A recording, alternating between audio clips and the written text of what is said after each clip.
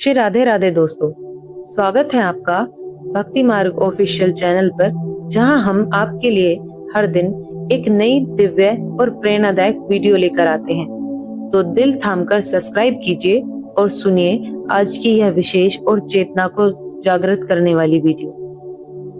क्या आपने कभी एकांत में बैठकर यह सोचा है कि इस चराचर जगत का सबसे गहरा, सबसे सीधा और सबसे चौंकाने वाला आध्यात्मिक संवाद किन दो महान विभूतियों के बीच हुआ होगा? आइए जानते हैं। एक तरफ थे मिथिला के अधिपति, परम प्रतापी, महान, शक्तिशाली और शास्त्र ज्ञानी राजा जनक, जिनके पास ऐश्वर्य, वैभव और सत्ता सब कुछ था, लेकिन उनके अशांत मन में आत्म शांति की एक भी किरण नहीं थी। और दूसरी तरफ थे परम विरक्त ब्रह्मज्ञानी ऋषि अष्टवक्र, जिनका शरीर 8 स्थानों से टेढ़ा और असामान्य था, जिन्हें देखकर अज्ञानी जन पहली नजर में हंस देते थे, लेकिन जिनके भीतर आत्मज्ञान का एक असीम और अनंत सागर ठाके मार रहा था। इन दोनों के बीच जो सत्य का मंथन हुआ, जो अद्वितीय बातचीत हुई, उसे आज पूरा विश्व अष्टवक्र गीता के नाम से पूछता है। यह कोई साधारण पोथी या केवल पढ़ने वाली किताब नहीं है। यह तो सोई चेतना को झकझोर देने वाला, आपकी सदियों पुराने मिथ्या विश्वास को जड़ से समाप्त कर देने वाला एक ऐसा कालजयी ग्रंथ है जो आपको बिना किसी आडंबर के सीधे परम सत्य से साक्षात्कार करा देता है। यह वीडियो काफी लंबी और विरक्त होने वाली है, क्योंकि इसमें छिपा हुआ गूढ़ ज्ञान समय, अटूट एकाग्रता और धैर्य की परम मांग करता है। इसलिए मेरा आपसे विशेष अनुरोध है कि इस वीडियो को सबसे पहले कहीं सुरक्षित स्थान पर शेयर करके सेव कर लें, या फिर तुरंत लाइक कर दें, ताकि यह अनमोल ज्ञान आपके पास डिजिटल लाइब्रेरी में हमेशा के लिए सुरक्षित रहे और आप अपनी सुविधा अनुसार जीवन की भागदौड़ से समय निकालकर बीच बीच में विश्राम लेकर इसे सुन सके।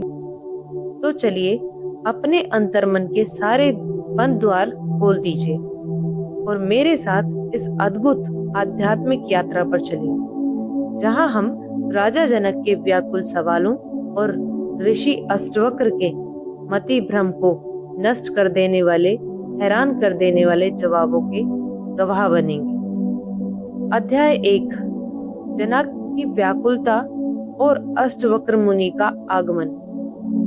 मिथिला के महाराज जनक अपने रत्न जड़ित स्वर्ण सिंहासन पर विराजमान थे। उनके चारों तरफ शास्त्रार्थ में निपुण बहुत से विद्वान, पंडित और सिद्ध ऋषि मुनि मौजूद थे। राजा जनक यहाँ सिर्फ एक शासक की भूमिका में नहीं है, वो स्वयं में एक बहुत गंभीर और खोजी स्वभाव के महान ज्ञानी हैं। उन्होंने अनगणित वेदों और शास्त्रों का गहन अध्ययन किया है।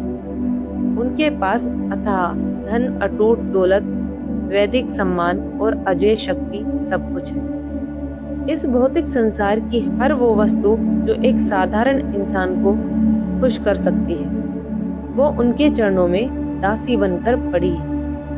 लेकिन इस समस्त सांसारिक सुखों के बावजूद उनके मन के किसी कोने में बहुत गहरी बेचैनी विद्यमान है। एक शून्यता है, एक अधूरापन है और एक ऐसा ज्वलंत सवाल है जो उन्हें रात दिन चैन से सोने नहीं देता। वो अपनी प्रज्ञा से जानते हैं कि कुछ तो ऐसा है जो वो देख पा रहे हैं पर समझ नहीं पा रहे। कोई तो माया का ऐसा पर्दा है जिसे वो अपनी बुद्धि से हटा नहीं पा रहे हैं।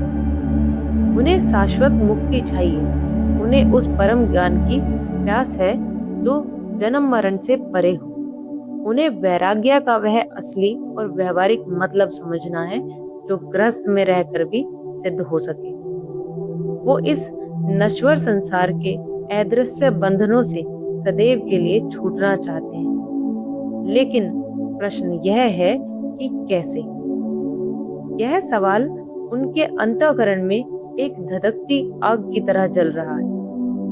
इस तीव्र बेचैनी के वशीभूत होकर उन्होंने अपनी राजसभा में एक ऐतिहासिक घोषणा करवाई कि जो भी कोई उन्हें प्रत्यक्ष आत्मज्ञान का बोध करा देगा, उसे वो अपना संपूर्ण साम्राज्य और सर्वस्व दान करने को तैयार है।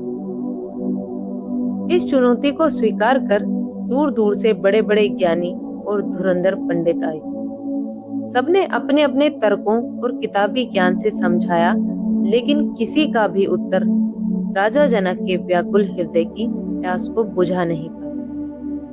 उनकी बेचैनी घटने की बजाय और अधिक होती जा रही थी। तभी उस शांत राजसभा में एक विलक्षण काया वाले व्यक्ति ने प्रवेश किया। उनका शरीर विधाता की किसी भूल की तरह 8 स्थानों से टेढ़ा मेढ़ा और असामान्य था।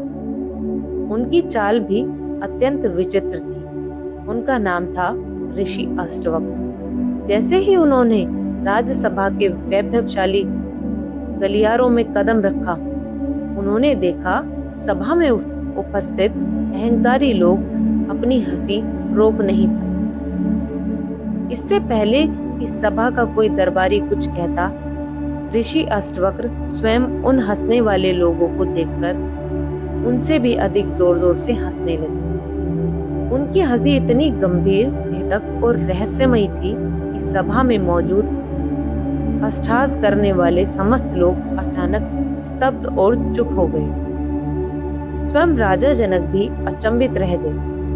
उन्होंने अपने सिंहासन से उठकर हाथ जोड़कर और पूर्णतः संयमित होकर अष्टवक्र मुनि से पूछा, हे महामुने अष्टवक्र, ये सब तो मेरे अज्ञानी दरबारी हैं, जो केवल आपकी बाहरी शरीर की कुरूपता को देखकर हंस रहे हैं, लेकिन आप जैसे वितराग मुनि क्यों हंस रहे हैं?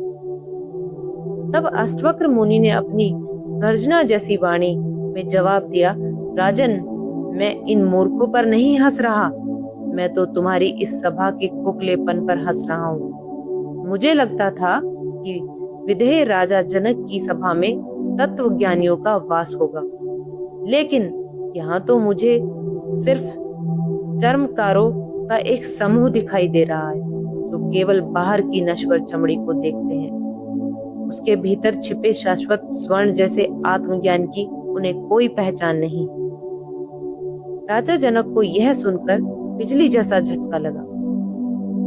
उन्हें तुरंत एहसास हो गया कि जिस साक्षात सत्य की उन्हें वर्षों से तलाश है, वो इसी विलक्षण और निडर व्यक्ति के पास है। वो तुरंत अपने वैभवशाली सिंहासन से नीचे उतरे, अष्टवक्र के चरणों में साष्टांग प्रणाम किया और अपनी सभा की अज्ञानता के लिए क्षमा मांगी।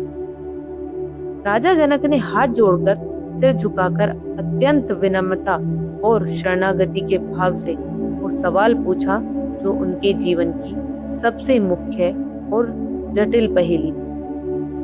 उन्होंने पूछा, हे प्रभु, साक्षात ज्ञान कैसे प्राप्त होता है? मुक्ति की कुंजी क्या है? और इस संसार में रहते हुए वैराग्य कैसे साधा जाता है? कृपया करके मुझ अज्ञानी को सरल भाषा में समझाएं। यह कोई साधारण जिज्ञासा नहीं थी।